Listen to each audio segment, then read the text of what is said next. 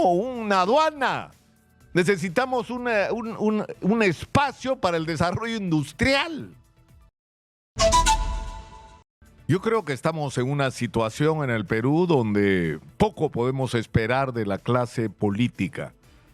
La Oficina Nacional de Procesos Electorales acaba de publicar su revista, el volumen número 23 de su revista Elecciones. Y normalmente yo debo confesar que le tengo tirria a estas publicaciones institucionales.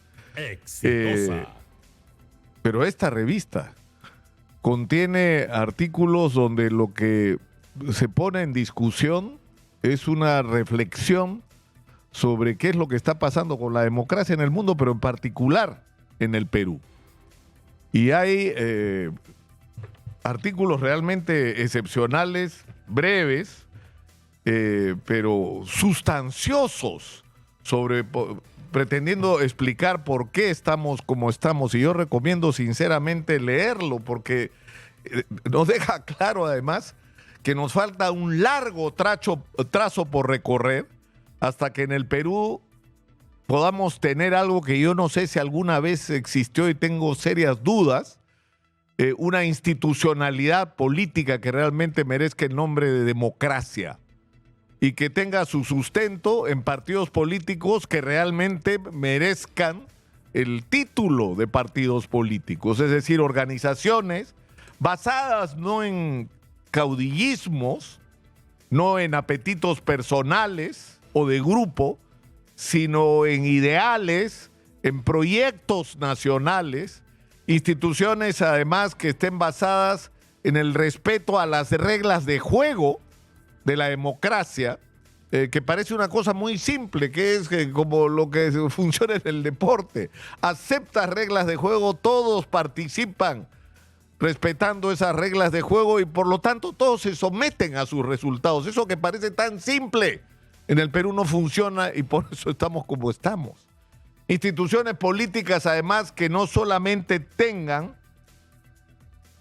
una proyección de largo plazo de hacia dónde quieren llevar al país, sino además que tengan, que sean escuelas de formación ética, Exitosa. de gestión responsable de los recursos públicos, gestión decente de los recursos públicos, que sean escuelas de doctrina, de respeto a la ley, de trabajo en equipo y finalmente que sean instituciones donde la democracia se funde a sí misma, por así decirlo. Es decir, partidos que sean democráticos, donde los militantes no solamente participen para repartir volantes, pintar paredes o rellenar mítines o asambleas, sino que su opinión y su posición sea respetada sobre la base de tener un proyecto común, quiénes son los que en cada momento mejor pueden representar esos ideales comunes. Y esa democracia interna es algo que debería existir. Bueno, en el Perú no existe, pues, son historias, ¿no? Es decir, y hay además un nivel de fraccionamiento que tiene una sola explicación, que son los apetitos y los egoísmos. O sea, todos quieren ser líderes, todos quieren mandar y ninguno se somete a la voluntad de la mayoría. Que si la mayoría no te quiere como líder, bueno, no serás pues líder, pero no tienes derecho a exponer al país a lo que nos están exponiendo más de 40 partidos políticos. Es insólito, es un nivel de descomposición, es una señal de la descomposición de la política. Entonces, la conclusión es muy clara, vamos a tener que recorrer un largo trecho donde en el Perú lo que va a tener que ponerse en discusión no es el que tiene el floro más bonito o es el que propone la cosa más ultra que sintoniza circunstancialmente con las pasiones de la sociedad. Sino vamos a tener que poner en discusión qué diablos queremos hacer con este país maravilloso en el que nos ha tocado nacer.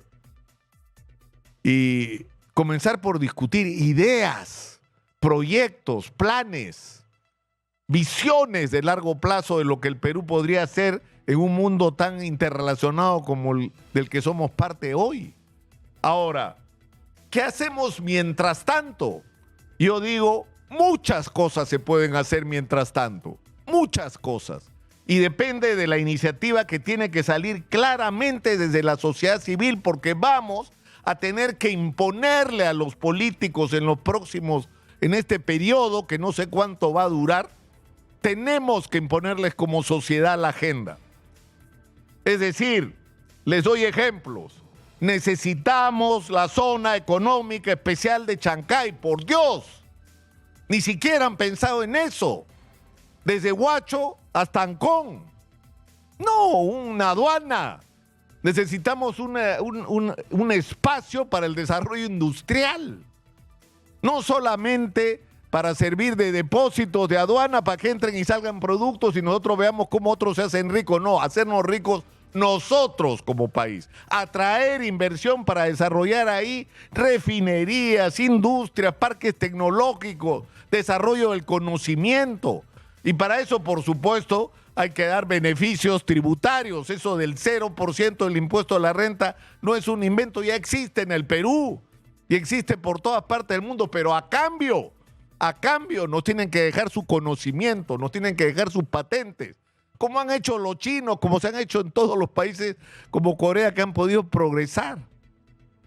Entonces, cosas como estas se puede hacer. Hay que resolver, por Dios, el problema de la formalización minera. Exitosa. Y resolverlo razonablemente, porque eso lo que va a hacer es cambiarle la vida de una manera permanente y estable a cientos de miles de personas, pero va a significar que todo el oro y todo el mineral que se produzca en el Perú se canalice de una manera legal y nos beneficiemos todos como sociedad, porque los ingresos del Estado se van a multiplicar de una manera significativa. No es solo que le va a cambiar la vida a mineros que viven en la zozobra en este momento, pero hay otras cosas que se tienen que hacer, y una de ellas, por ejemplo, es la ley agraria. Es absurdo que nos haya pasado lo que nos ha pasado, es decir, se hizo una ley muy controversial para muchos, ¿no es cierto? Muy controversial, efectivamente, ¿no es cierto? Que fue la ley esta de promoción agraria. Se criticó que el señor Klimper fue uno de los que participó directamente en la redacción de esta ley y terminó él conduciendo una de las empresas que se favorecieron con esta ley. Que eso está mal seguramente, pero dejemos de lado eso por un momento. ¿La ley sirvió o no sirvió? ¿Produjo algún cambio significativo en la vida de los peruanos? Y la respuesta es que sí. Y dicen, no, que sirvió para que algunos pocos se hagan ricos. Mentira. Es cierto, hay gente que ha ganado mucho dinero con la agroexportación. Los titulares de las grandes agroexportadoras. Pero ha generado millones de empleos, millones de empleos. Hemos pasado de exportar 600 millones de dólares, cuanto mucho, a exportar más de 11.000 millones de dólares en productos. Hemos invadido el mundo de productos saludables que vienen del Perú. La marca de Perú en los productos alimenticios en este momento es una garantía de calidad. Que además no es solo bueno el producto, sino es bueno el proceso, porque tenemos una industria que es ejemplar en sus procedimientos y que no tiene nada que envidiarle a lo que puede haber en Sudáfrica o puede haber en California, en los Estados Unidos. Hacemos productos iguales o mejores que los que hacen ellos. Y por eso se compra tanto y se busca tanto el producto peruano. Entonces, ¿qué estamos esperando para esto que se ha hecho, que le ha cambiado la vida a tanta gente? Y yo doy siempre el ejemplo de Ica. Vayan a buscar una empleada doméstica en Ica a ver si consiguen. Vayan a buscarlas. Pero ¿sabe dónde están las mujeres? En el campo, en las plantas, trabajando 8 horas, yendo a sus casas a dormir, a ver a sus familias, y no trabajando como empleadas domésticas, viendo a su familia un día a la semana, desconectados, produciendo una crisis que ya tiene características incluso sociales. Porque los chicos que no están cuidados, que no son conducidos cotidianamente, pueden perder el camino, pueden perder el rumbo. Le ha cambiado la vida a las mujeres en Ica. Solo eso ya le da un valor extraordinario a lo que ha pasado. Que la ley tiene defectos, por supuesto que todo acto humano tiene defectos, pero lo que se hace es corregirlos. Cuando se hace algo bueno que tiene defectos, se corrigen los defectos, no se mata todo. Y está plantada la agroindustria de exportación y es un error criminal. Y en este momento está en debate en el Congreso el tema de la ley agraria. Y cómo hay que enfrentarla. Es decir, hay que recuperar todo lo de bueno que ha tenido la promoción de la agroexportación, que está en el proyecto de ley, pero también corregir aquellas cosas que han generado controversia o que se consideran criticables. Por ejemplo, hay una controversia sobre el régimen laboral. Si los derechos son los mismos y ya. La decisión creo que ha sido sabia. Como es un asunto tan controversial, tan complejo, que requiere tratarse, entonces se excluye de la ley. Para afuera. Y eso se seguirá discutiendo y se buscarán entendimientos con la participación de todos los implicados. Pero por el otro lado, los pequeños agricultores, es decir, lo que ha demostrado la experiencia de los últimos años es que es absolutamente posible que los cientos de miles de pequeños agricultores del Perú, que son también empresarios, sean parte del proceso de agroexportación. Hay experiencias extraordinarias de éxito de cómo esto se puede lograr. Pero no es lo mismo un pequeño agricultor que uno grande que tiene acceso a recursos financieros y a tecnología que el pequeño no tiene. Entonces el pequeño agricultor necesita estímulos especiales, necesita protecciones especiales, necesita ayuda, por ejemplo, financiera. Y es un error que de la actual ley se haya excluido el capítulo 7 o del capítulo 7 lo que tiene que ver con este tema. Y por supuesto, están reclamando los pequeños agricultores. Y el objetivo de esta ley, acá lo ha dicho Gabriel Amaro, que además trabaja con pequeños agricultores, que es el presidente de la Asociación de Agroexportadores, que uno de los objetivos de esta nueva ley tiene que ser la incorporación masiva de la pequeña agricultura peruana a la modernidad y a la agroexportación para cambiarle la vida a los pequeños agricultores peruanos. Entonces hay que abocarnos a eso, a no buscar la confrontación, la parálisis y que ya acá simplemente las cosas vayan para peor. No, señor. Hay que rescatar lo que se hizo bien, reimpulsar, porque podemos hacer, el otro día hacíamos un cálculo, 14 veces lo que hemos hecho por lo menos en agricultura exportación lo podemos hacer, 14 veces. Es decir, podemos tener millones de empleos generados, podemos tener miles de millones de dólares adicionales de ingresos. No tiene límite esto. Más allá del que nos pone la propia naturaleza que nos ha regalado con miles de hectáreas que podrían ser usadas para la agroexportación. Y por supuesto hay que hacer las obras de irrigación de una vez, hay que desbloquear todo lo que está parado para que las áreas se expandan, hay que incorporar a la sierra y a la Amazonía a todo este proceso. Eso tienen que ser los objetivos de la ley, pero sobre todo incorporar a los pequeños agricultores. Y eso se puede lograr, claro, y se puede lograr este mes. Miren lo que les digo, este mes.